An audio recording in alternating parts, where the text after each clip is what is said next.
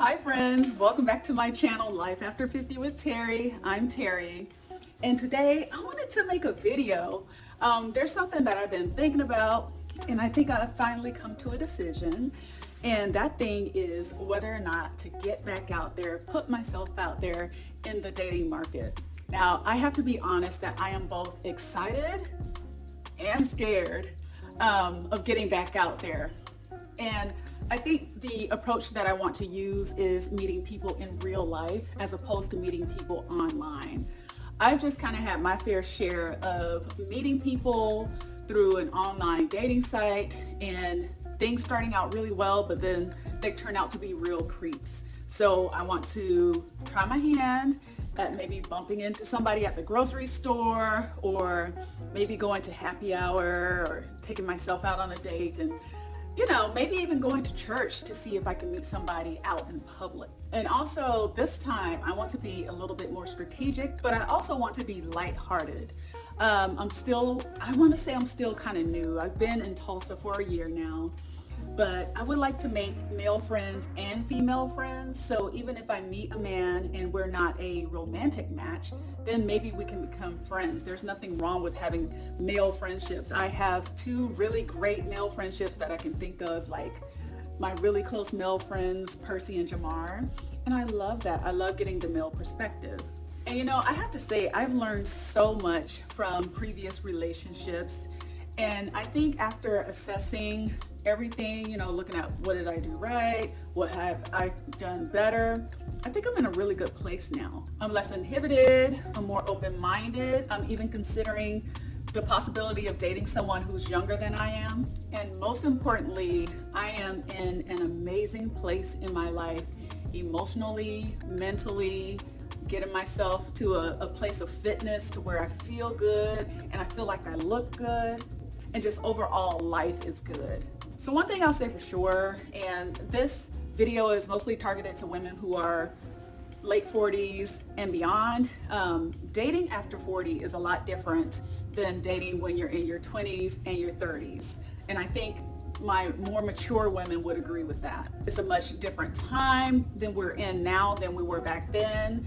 Back in the day, you would call somebody on the phone, you guys would have a phone conversation. Nowadays, you're exchanging socials, communicating more through text rather than verbally, or maybe you're even using a virtual means of communication. And also, it's a totally different target audience, right? So me, myself, I prefer men that are older than me. So anywhere from, I would say, 5 to 15 years older than me is mostly what I am attracted to. So I felt like it was really important to do some research and take a look at what are some of the different dating styles that people have today, that men have today, and then also looking at some expert advice on some things that I could do to make sure that I have the best dating experience. All right, so the first recommendation, which I think is an excellent recommendation, is to be selective. So thankfully nowadays, people who are 40 and older that are getting married are staying married. The divorce rates for folks that are 40 and over is starting to lower, which is great. A really great benefit to being 40 and older for a lot of us is that we're in a much better place financially. We've had some life experiences, hopefully some lessons learned. We have that stability and a stronger sense of self. And again, most older adults are more likely to look for long-term partnerships and marriage, which is great news if you're in the market for that. Being selective means taking your time to really get to know the person. Okay, so number 2 is you want to make sure that your partner is ready for a relationship. So remember how I mentioned to you that we have a lot of life experiences once we're 40 plus. Well, part of those experiences may have been some negative experiences, and so you want to make sure that your potential partner has resolved whatever lingering issues may be out there. No, you want to make sure they don't have any lingering issues. That's the thing. And I would say a really quick one off the bat is if the guy you're talking to or on a date with is constantly talking about his exes, so ex-wives, ex-girlfriends, That is a red flag. That is an obvious flag. And I don't know why guys continue to do it, because I feel like this has been socialized within the dating community a lot. But if they just continue to talk about their ex, that's a red flag, babe. You might want to let that one go. And here's the thing that I found, right? When I ignored that red flag and I continued seeing that person, they were the drama. So I would say if they're talking about their ex in a negative way, they were probably the problem. All right, so this third one here is you want to hold off on introducing them to your family. And so the suggestion was to give the relationship about 4 to 5 months, which I believe is reasonable. And you want to make sure that you both are on the same page and that you are in agreement with making it a serious relationship. And one thing you can do to prepare your family for the introduction is to talk up your partner, talk about the great things about them. I would recommend not going to your family and dumping on them when things aren't going so great, because we know how that can turn out. They're going to be looking at your partner with the side eye and looking at you like you're crazy. It's like, okay, so you were having all these issues. Why am I meeting him? And then after you introduce your partner to your family, ask for feedback. I feel like the people that are closest to you, what they will do is read your body language when you're around that person. And you can't see yourself, right? So they know you, and they're going to know if you're maybe dimming your light. They're going to know if you're glowing, if you're still being yourself when you're around that person. They'll be able to call out little things that maybe you may not even be aware of. All right, here's number 4, and we're all adults here, right? So you want to delay sex. Hold off on jumping into bed when you're first dating. In my opinion, talking is the best way to get to know someone. Communication is huge, right? And getting to know someone takes time, especially for mature adults. And rushing to get in bed can pretty much derail whatever type of communication you all are having in the beginning. I think quite a few of us have been there. You've kind of met someone, there's a mutual attraction, there's chemistry, and then before you know it, within a short time period, you're sleeping with that person, and then it's like sex becomes the primary focus. And basically, leading with lust in a relationship, especially in the beginning, is a recipe for disaster. All right, number 5, super important. Make sure you have a life of your own. Make sure you have things that you are doing. You have your own interests. You don't want to just be sitting around the house bored out of your mind and then go out dating somebody, because they're going to pick up on the fact that you don't have a life. But at the same time, you want to make room for a person to come in. You want to allow the ability to be interdependent, right? Being independent is great, but you also want to make sure and check in with yourself to see if you have that ability to invite somebody in so that you two can kind of start melding your lives together. And that's why it's important to make sure you've established a healthy relationship with yourself. Because if you haven't, you can find yourself being clingy, and being clingy is not attractive. All right, and so another one is you want to make sure that you understand your dating goals, your values, and your preferences. Again, take note of your boundaries. You want to make sure that you're upholding those. I think I'm going to talk about those a little bit later here, but definitely, if your dating goals and your preferences do not align with someone else's, and that's why it's good to have conversations up front. Be open and honest and just say, hey, and it can kind of come off like an interview. I get it. But at the same time, you don't want to waste your time and you don't want to waste theirs. Yeah. And so figure out, what are your deal breakers? What are some of the things that are an absolutely not?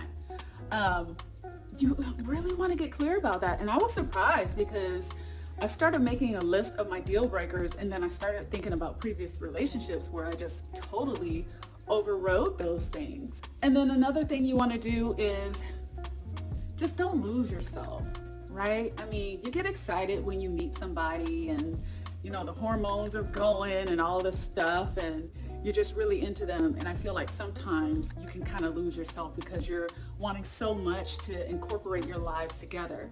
But the person that they are attracted to is you. if they're a healthy individual, right? And they're not going to want you to lose yourself, because then they lose the person that they were initially interested in.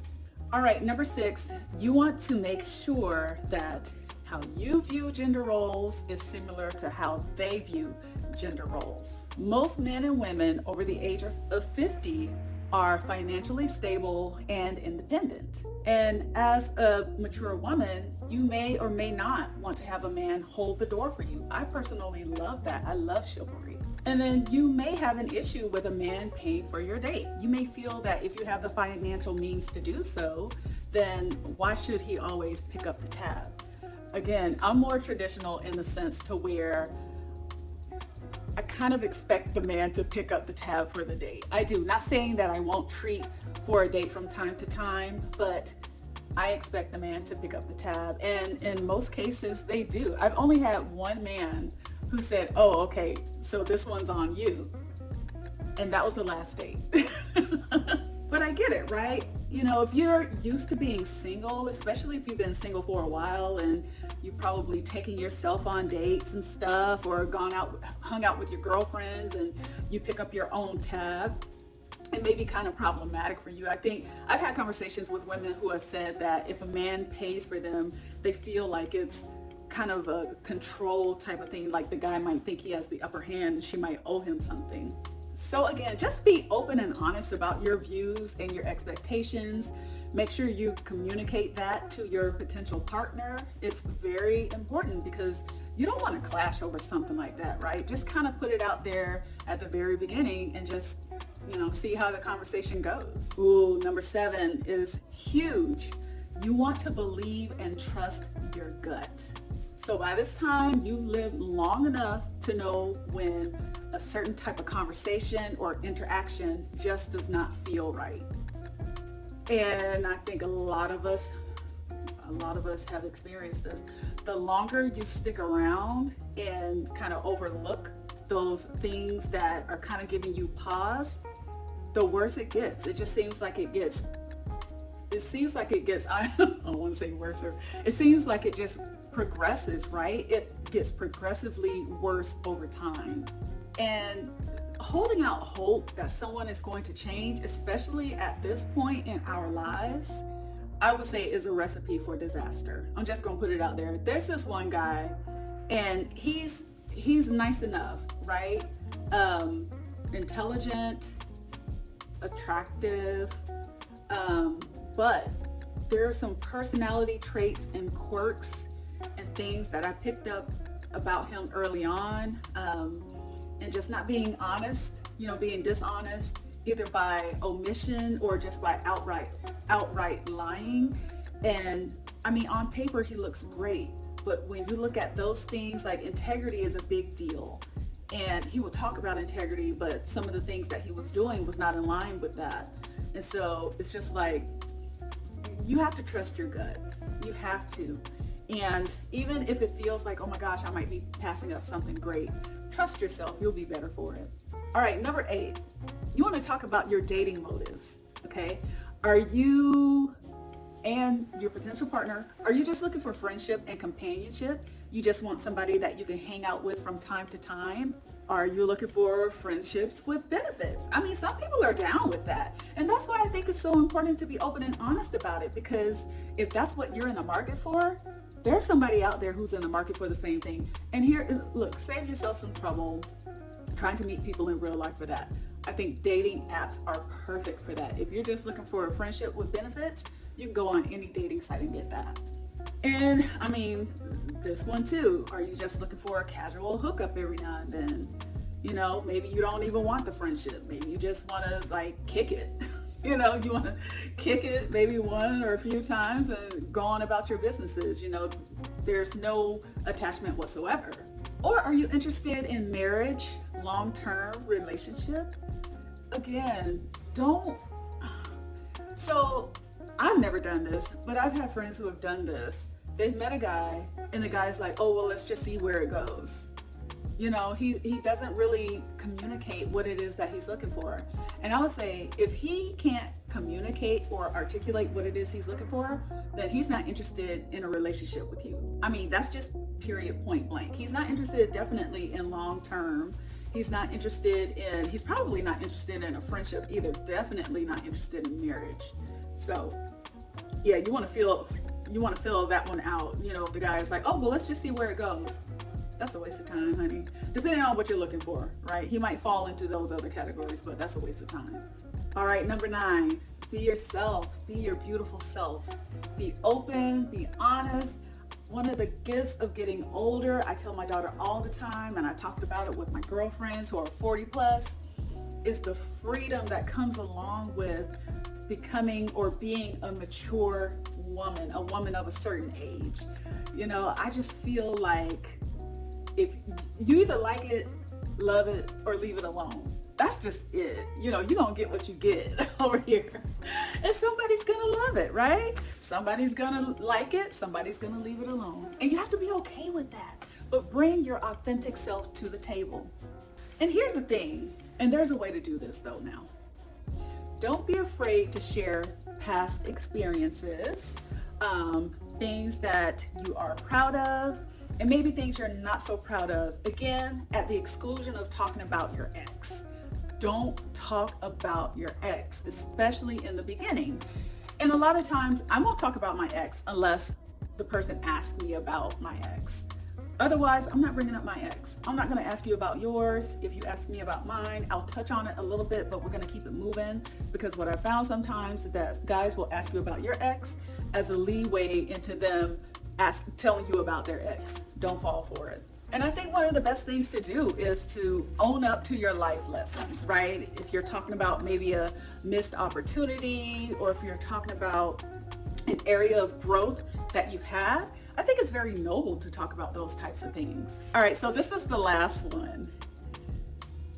Keep the first few dates light. Listen, I would say without judgment, but I'm a judgy person, so I'm not going to tell you that.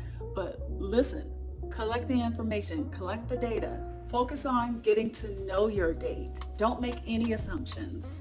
And ask questions to where you can find out what your common values are. You know, do they value friendship? Do they value family? Do they value their career? Do they value their community? And I think as the conversation goes on, you'll be able to derive or figure out if the two of you are compatible. So I mentioned earlier that it's okay for you to talk about your past experiences, but without the expense of oversharing. You don't want to overshare, right? Because oversharing can be a turnoff. It can be a turnoff. You don't want to be, elusive. So if you're going to bring up a past experience, you can talk about it, but don't leave too many holes in there. If they ask you a question, like for clarification, it's okay to talk about it, but just kind of try to rein it in a little bit. Y'all know what oversharing is. And keep your self-esteem in check. When you're out on a date, it's like you're putting your best self forward. You know that you have all these great qualities. You're a great person. You are a catch. Keep that in mind. Don't feel like, oh my gosh, I can't believe I'm on a date with this person. No. They may be thinking the same thing, right? So uphold your self-esteem. And definitely don't pick at yourself. Don't express your unhappiness about certain things about you or your life. Yeah, bringing up negative things about yourself or a situation is not attractive. I mean, nobody wants to sit across from someone who's nagging about their life. I know I don't enjoy that. So try to steer clear of conversations that lean more towards negative. All right, and then you want to make sure that you're smiling while you're on the date. You know, you want to be playful and just look like you're happy to be there. You don't have to look like you're excited to be there, but look like you're happy to be there. You know, it's like, wow, I'm sitting across from this great person and I can't wait to get to know them, and I can't wait for them to get to know me to see if we click. I mean, I think it's fun. I don't want to say don't act like you're excited, but you know what I mean? Don't act like you're like, you know, just like brimming with excitement, even though on the inside you probably are, especially if you're really attracted to this person. But yeah, smile and be playful and just Be open. Because the thing is, we want to attract. We don't want to repel, right? So keep that in mind. All right, you guys, so that is all I have for you today. That is my dating advice for women over 50. I hope it was helpful because I am definitely, like I said, I'm being strategic about this whole dating thing, and I'm going to implement everything that I mentioned to you. So be on the lookout for more videos like this. I love talking about dating and relationships, and especially as I'm going through my adventures. So if you have any advice, put it down in the comments. If you have any feedback for me regarding this video, leave it down in the comments section. Y'all know I'm chatty and I will respond to you. So I look forward to seeing you all in the next one. All right, take care. Bye.